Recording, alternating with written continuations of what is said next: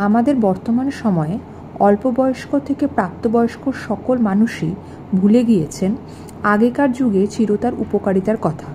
সেই সময় গাছগাছালি দিয়েই অনেক রোগকে নির্মূল করা হতো। আজকের মূল কথা বলবো চিরতা প্রসঙ্গে।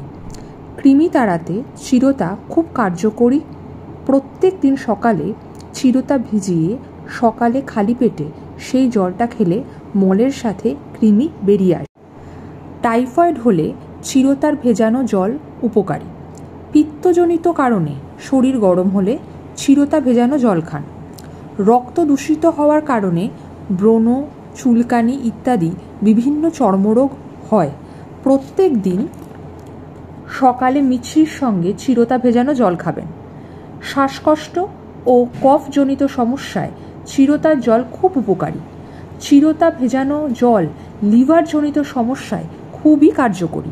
যেহেতু মল নিষ্কাশন সামান্য পরিমাণ বেশি হয়, সেজন্য লিভারের সুস্থতা বজায় থাকে। ধন্যবাদ।